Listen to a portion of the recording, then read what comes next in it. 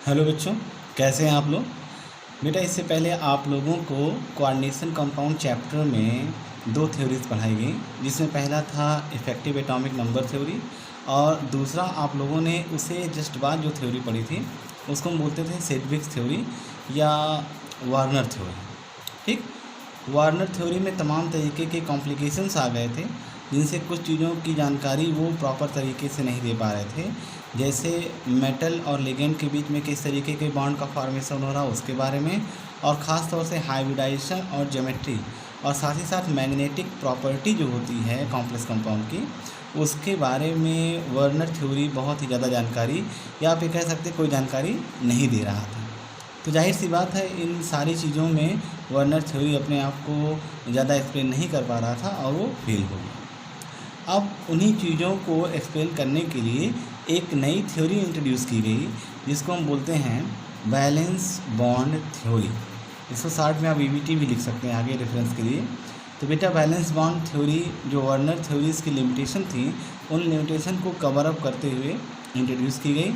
इस थ्योरी को बेटा हम पॉलिंग थ्योरी भी बोलते हैं, क्योंकि इसको सबसे पहले लिनियस पॉलिंग ने 1931 में डेवलप किया था। तो ध्यान रखना बच्चों, इसको बैलेंस बॉन्ड थ्योरी के साथ साथ पॉलिंग थ्योरी भी कहा जाता है। ठीक, अब बैलेंस बॉन्ड थ्योरी करती क्या थी। बैलेंस बॉन्ड थ्योरी खास तौर से मेटल और लिगेंड के बीच में किस तरीके के बॉन्ड का फॉर्मेशन हो रहा है उसके बारे में जानकारी देती थी। साथ ही साथ कॉम्प्लेक्स कंपाउंड की ज्योमेट्री, हाइब्रिडाइजेशन और मैग्नेटिक प्रॉपर्टीज़ के बारे में भी जानकारी आप इस थ्योरी से प्राप्त कर सकते थे। बेटा आप लोगों को याद होगा फर्स्ट ईयर की क्लास में भी आप लोगों ने बैलेंस बॉन्ड थ्योरी पढ़ी थी। वो valence bond theory coordinate compound और कोवैलेंट कंपाउंड के लिए थी। यहाँ पर जो थ्योरी आप पढ़ेंगे वो स्पेशली किसके लिए बेटा, कॉम्प्लेक्स कंपाउंड के लिए। ठीक है, तो इसमें दो चीज़ें क्लियर हो गई कि जो बैलेंस बॉन्ड थ्योरी है वो मेटल और लिगेंड के बीच में बॉन्ड फॉर्मेशन को एक्सप्लेन कर रहा था, और साथ ही साथ आपको ये बताता है कि दिए गए कॉम्प्लेक्स कंपाउंड की ज्योमेट्री कैसी होगी, हाइब्रिडाइजेशन कैसी होगी, और साथ ही साथ उसकी मैग्नेटिक प्रॉपर्टी के बारे में भी जानकारी बैलेंस बॉन्ड थ्योरी दे रही थी। बेटा बहुत ही मज़ेदार थ्योरी है और बहुत ही आसान है। अगर इसको एक बार आप सीख जाएंगे तो आपको बहुत अच्छा लगेगा थ्योरी पढ़ना। ठीक, अब आगे देखते हैं। इस थ्योरी के हिसाब से इन्होंने लिगेंड्स को 3 पार्ट में बेटा डिवाइड कर दिया था। कौन कौन से पार्ट थे लिगेंड्स के। इन्होंने लिगेंड्स को स्ट्रॉन्ग लिगेंड, एवरेज लिगेंड और वीक लिगेंड के फॉर्म में डिस्ट्रीब्यूट कर दिया था। अब जाहिर सी बात है स्ट्रॉन्ग लिगेंड ऐसे लिगेंड्स जो आसानी से अपने इलेक्ट्रॉनों को या बहुत तेज़ी के साथ अपने इलेक्ट्रॉनों को डोनेट कर सकते थे, उसको इन्होंने स्ट्रॉन्ग लिगेंड की कैटेगरी में रखा। और ये हमेशा स्ट्रॉन्ग लिगेंड जब भी होते थे, इनका मेन काम क्या था कि जो हमारा सेंट्रल मेटल एटम होता है, उस सेंट्रल मेटल एटम के डी ऑर्बिटल में या जहाँ पर भी जो इलेक्ट्रॉन अनपेयर्ड होते थे उनको स्ट्रॉन्ग लिगेंड पेयर्ड करने का काम करता था। बहुत इंपॉर्टेंट पॉइंट है, बहुत ही ध्यान से सुनेंगे, बहुत ही इंपॉर्टेंट पॉइंट है, ध्यान दीजिए। स्ट्रॉन्ग लिगेंड पहली बात वो ऐसे लिगेंड्स होते थे जो आसानी से अपने इलेक्ट्रॉन को डोनेट कर सकते थे। साथ ही साथ उनका काम क्या होता था, उनका मेन काम होता था सेंट्रल मेटल एटम के पास जो अनपेयर्ड इलेक्ट्रॉन हैं उनको वो पेयर्ड कर देते थे अकॉर्डिंग टू हुंस रूल। ठीक है बेटा, इसके बाद में हम लोग आएंगे एवरेज लिगेंड। एवरेज लिगेंड क्या होता है। अब एवरेज लिगेंड के बारे में बताया गया कि ये अकॉर्डिंग टू सिचुएशन स्ट्रॉन्ग और वीक दोनों लिगेंड की तरह काम करता था, और जाहिर सी बात है ये एवरेज इलेक्ट्रॉन डोनर थे। इनके कुछ एग्जांपल आपको यहाँ पर दिए गए हैं, इसको आप ज़रूर नोट कर लेंगे, ये बहुत ही इंपॉर्टेंट हैं। इससे आप आसानी से आगे के एप्लीकेशन को डील कर सकते हैं। इसके बाद में एक तीसरी कैटेगरी उन्होंने बनाई जिसको हम बोलते हैं वीक लिगेंड। वीक लिगेंड क्या होता है बेटा, नाम से क्लियर हो रहा है, week ligand poor electron donor होते थे। ठीक, ये कभी भी सेंट्रल मेटल एटम के इलेक्ट्रॉन को पेयर्ड नहीं करते थे। इसका सबसे बढ़िया एग्जांपल आपका हैलोजन ग्रुप हो जाएगा, इसके बाद में थायोसाइनाइड हो जाएंगे, सल्फ़र के ग्रुप हो जाएंगे, सल्फ़र आयन हो जाएंगे। इस तरह के जो लिगेंड्स होते थे इनको हम बोलते थे वीक लिगेंड। सभी बच्चे ध्यान देंगे कि जो एग्जांपल यहाँ पर हमने नोट किए हैं उनको आप ज़रूर सेट कर लीजिए। स्ट्रॉन्ग लिगेंड के एग्जांपल हो गए, एवरेज लिगेंड के एग्जांपल हो गए बेटा, इसके बाद में वीक लिगेंड के एग्जांपल हो गए। ठीक, इसमें आपने इस सब चीज़ों को पढ़ भी रखा है। EDTA एथिलीन डायमीन टेट्राएसीटेट आयन हो जाएगा, यहाँ पे एथिलीन डायमीन है। तमाम चीज़ें इसको आपने पढ़ रखा है, आगे पढ़ाएंगे आपको। अब इसके बाद में बेटा कौन अच्छा डोनर हो सकता है, तो कौन अच्छा डोनर हो सकता है, उसके लिए जर्नल सीक्वेंस यहाँ पर दिया गया है, इसको ध्यान से देखेंगे आप लोग। यहाँ पर ये बताया गया है कि सबसे अच्छा डोनर कार्बन हो जाएगा, उसके बाद में नाइट्रोजन हो जाएगा और उसके बाद में ऑक्सीजन हो जाएगा। इसका मतलब क्या हुआ, ऐसे कॉम्प्लेक्स कंपाउंड जिसमें कार्बन इन्वॉल्व होंगे उसमें आसानी से इलेक्ट्रॉन को डोनेट कर सकते हैं। नाइट्रोजन होंगे तो कार्बन की तुलना में कम डोनेट करेंगे लेकिन डोनेट कर सकते हैं। और ऑक्सीजन जो होता है वो इलेक्ट्रॉन डोनर बहुत ही एक्सट्रीम केस में हो सकता है बेटा। इसको हमने डिसाइड कैसे किया, इसको डिसाइड किया है on the basis of electronegativity. इसमें आप देखते होंगे कार्बन, नाइट्रोजन और ऑक्सीजन में किसकी इलेक्ट्रोनेगेटिविटी ज़्यादा है, आप लोग बताइए किसकी इलेक्ट्रोनेगेटिविटी ज़्यादा होगी, आप लोगों ने पढ़ भी रखा है। तो बेटा जिसकी इलेक्ट्रोनेगेटिविटी ज़्यादा होगी वो इलेक्ट्रॉन नेचर उसका डोनेट करने का कैसा होगा, वो आसानी से इलेक्ट्रॉन को डोनेट नहीं कराएगा। तो इसीलिए जिसके पास इलेक्ट्रोनेगेटिविटी कम होगी वो आसानी से इलेक्ट्रॉन डोनेट करेगा। इसे देखिए कार्बन नंबर 1 पे है, ठीक है, और ऑक्सीजन यहाँ पे लास्ट में है। तो इस पॉइंट का मतलब बेटा ये होता है कि जिसकी इलेक्ट्रोनेगेटिविटी ज़्यादा होगी वो इलेक्ट्रॉन डोनेट नहीं कर सकता। यानी इसका उल्टा करके समझेंगे, यानी जिसकी इलेक्ट्रोनेगेटिविटी कम होगी वो उतना ही जल्दी इलेक्ट्रॉन को डोनेट कर सकता है। जाहिर सी बात है भाई, इलेक्ट्रोनेगेटिविटी का मतलब होता है अट्रैक्टिंग पावर, ठीक है। किसी दूसरे इलेक्ट्रॉन को अपनी तरफ अट्रैक्ट करने का जो पावर होता है उसको इलेक्ट्रोनेगेटिविटी कह सकते हैं साधारण भाषा में। या अपने इलेक्ट्रॉनों को कितनी तेज़ी के साथ आपने बांध रखा है वो इलेक्ट्रोनेगेटिविटी हो जाएगी। जाहिर सी बात है, जब आप इलेक्ट्रोनेगेटिविटी कम होगी तभी इलेक्ट्रॉनों को आसानी से रिलीज़ कर सकते हैं, ठीक है बेटा। तो यहाँ पर कुछ पॉइंट्स आपको बताए गए, उन पॉइंट्स में आपको ये बताया गया है कि सबसे पहले इस थ्योरी को पॉलिंग्स ने दिया था, इसे हम इसको पॉलिंग थ्योरी भी बोलते हैं। साथ में बैलेंस बॉन्ड थ्योरी है भी। Valence bond theory Warner theory के लिमिटेशन को कंप्लीट करने के लिए उतारी गई थी। साथ ही साथ आपको ये बताया गया कि इस थ्योरी के माध्यम से आप मेटल और लिगेंड के बीच में किस तरीके का बॉन्ड फॉर्मेशन होता है उसके बारे में जानकारी कर सकते हैं। इसके बाद में आपको ये बताया गया कि ये कॉम्प्लेक्स की मैग्नेटिक प्रॉपर्टी, हाइब्रिडाइजेशन और उसकी ज्योमेट्री के बारे में प्रॉपर जानकारी देती है। साथ ही साथ इस थ्योरी की जो सबसे इम्पॉर्टेंट बात है वो है कि इन्होंने लिगेंड को बेटा 3 बेसिक पार्टों में डिवाइड कर दिया है according to their electron donating capacity. Strong ligand, average ligand और वीक लिगेंड। क्लियर? उम्मीद है यहाँ तक आपको अब समझ में आया होगा। अब बहुत ही इम्पॉर्टेंट हिस्सा मैं बताने जा रहा हूँ, बहुत ही ध्यान से इसको देखिए और सुनिए और कई बार प्रैक्टिस करेंगे तब आप आसानी से इससे रिलेटेड क्वेश्चन को सॉल्व कर सकते हैं। तो हम लोग आगे बढ़ें। ओके बेटा, अब यहाँ पर देखिए importance of valence bond theory. इससे पहले भी आपको बताया जा चुका है। ये कॉम्प्लेक्स कंपाउंड के हाइब्रिडाइजेशन के बारे में, मैग्नेटिक मोमेंट के बारे में, स्पिन मल्टीप्लिसिटी के बारे में और मैग्नेटिक नेचर के बारे में आपको बहुत ही ब्रीफली जानकारी देता है, बहुत ही अच्छे तरीके से जानकारी देता है। बेटा देखो, हाइब्रिडाइजेशन आप लोग फर्स्ट ईयर में पढ़ चुके हो, मैग्नेटिक मोमेंट के बारे में बताया जा चुका है, स्पिन मल्टीप्लिसिटी बताई जा चुकी है जो कि आपने कोऑर्डिनेशन नंबर में पढ़ा था उसको। साथ ही साथ मैग्नेटिक नेचर के बारे में आपको बताया जा चुका है, डायमैग्नेटिक है कि पैरामैग्नेटिक है कि फेरोमैग्नेटिक है, ये सारी चीज़ें आप लोगों ने फर्स्ट ईयर में पढ़ रखी थी। और बेटा एक बात और, जिन बच्चों ने फर्स्ट ईयर को प्रॉपर तरीके से डील नहीं किया है उनके लिए थोड़ी प्रॉब्लम यहाँ पर समझने में हो सकती है। तो देखिए, आपका जो है फर्स्ट ईयर का मैटर पूरा यहाँ पे इन्वॉल्व हो रहा है। तो जिन बच्चों ने फर्स्ट ईयर को प्रॉपर तरीके से नहीं डील किया है वो अभी भी समय है बैठकर क्लास में उसको या घर में उसको अच्छे से समझ लें, ठीक है, ताकि चीज़ें यहाँ पर समझ में आए जो सेकेंड ईयर के पार्ट की है। अब यहाँ फर्स्ट ईयर तो डिस्कस हो नहीं पाएगा इस समय, तो हम लोग आगे बढ़ते हैं। बहुत ही इंपॉर्टेंट चीज़ है, बहुत ही इम्पॉर्टेंट है, हर जगह आपसे पूछा जाता है, चाहे कंपटीशन लेवल पे चले जाएंगे चाहे एकेडमिक लेवल पे चले जाएंगे, आपको इस तरह के क्वेश्चन ज़रूर मिलेंगे।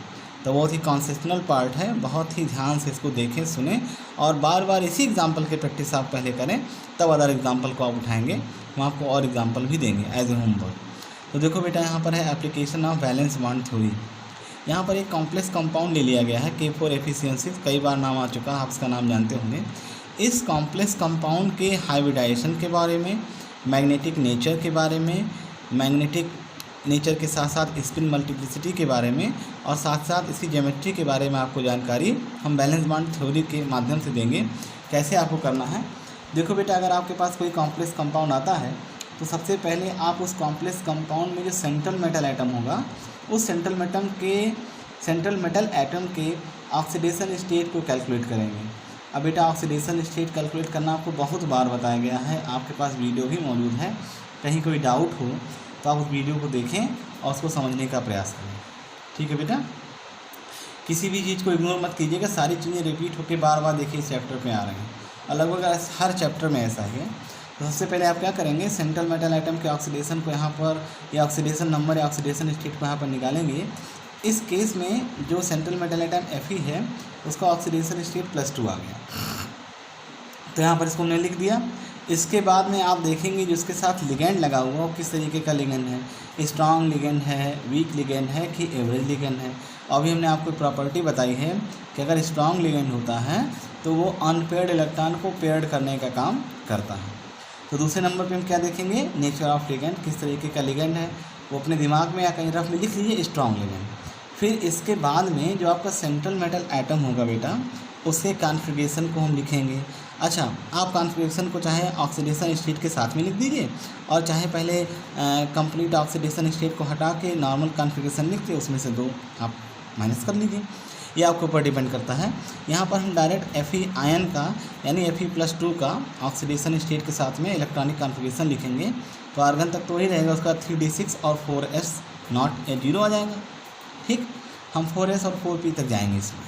ठीक है बेटा, ये काम समझ में आया। सबसे पहले क्या करना है, सबसे पहले हमें कंपाउंड में सेंट्रल मेटल एटम का ऑक्सीडेशन स्टेट निकालना है। उसके बाद में आप लिगेंड का नेचर चेक कर लेंगे कैसा है, उसको कहीं नोट कर लेंगे।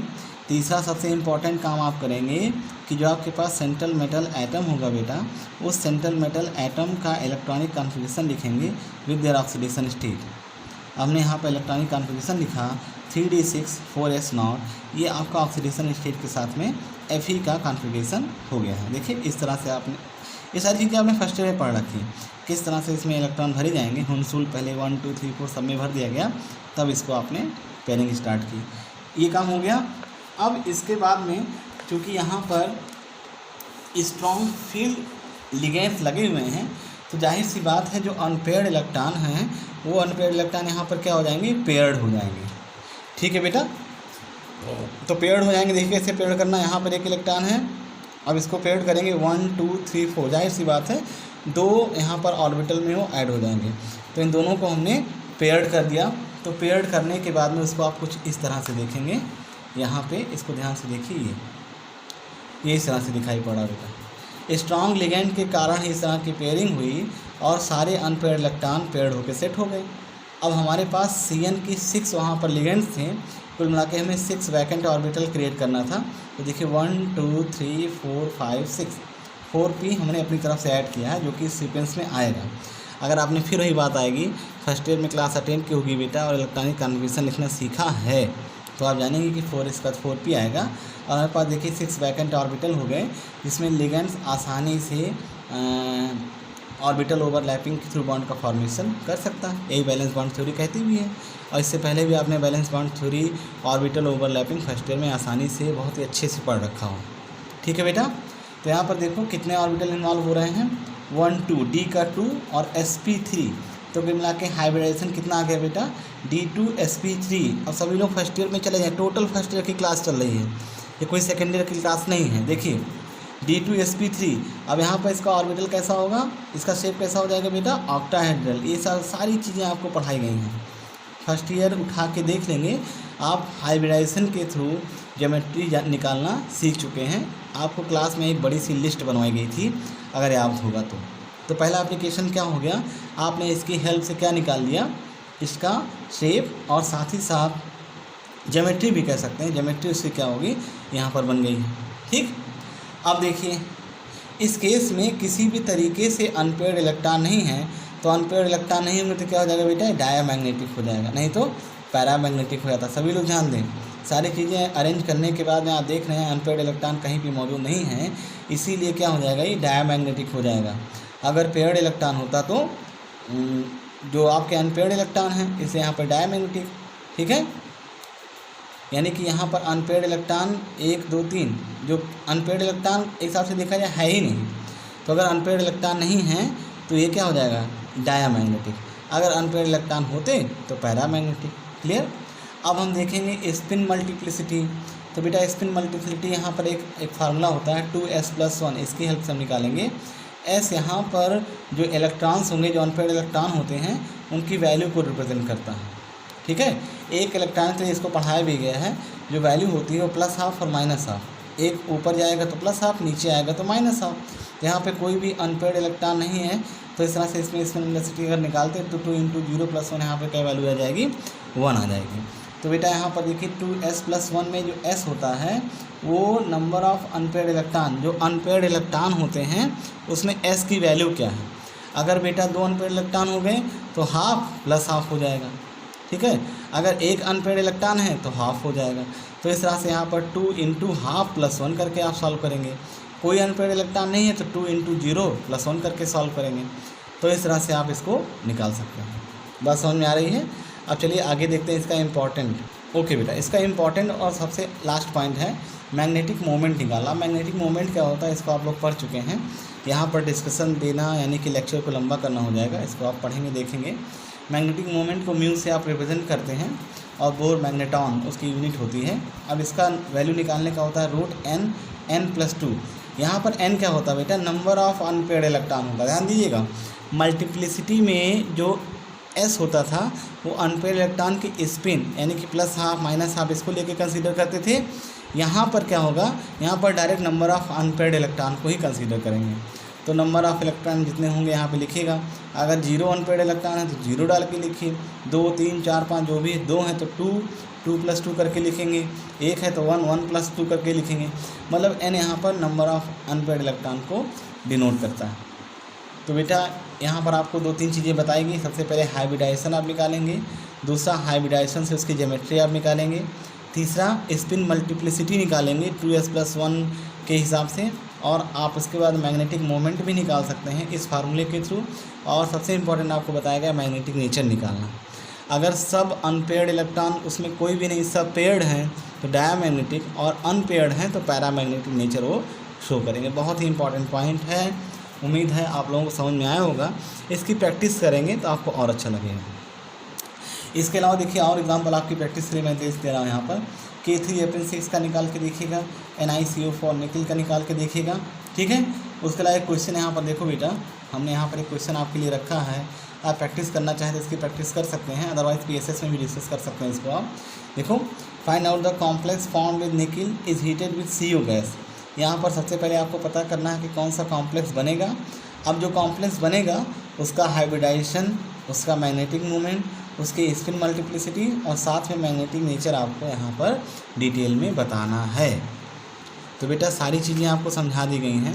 उम्मीद है आप लोगों को समझ में आ गया होगा कि इसको हमें कैसे करना है। आप वीडियो को ध्यान से देखेंगे तो आपको चीज़ें समझ में और आएंगी। कहीं कोई दिक्कत होगी तो उसको आप समझ लेंगे। बेटा n का मतलब होता है नंबर ऑफ़ अनपेयर्ड इलेक्ट्रॉन, और s का मतलब होता है जो अनपेयर्ड इलेक्ट्रॉन होंगे उनकी मल्टीप्लिसिटी कितनी होगी। क्योंकि बेटा जो पेयर्ड इलेक्ट्रॉन होगा उसमें एक +½ दूसरा -½ वो तो 0 आ गया। तो हमारा मेन जो होता है वो अनपेयर्ड इलेक्ट्रॉन के बारे में देखते हैं।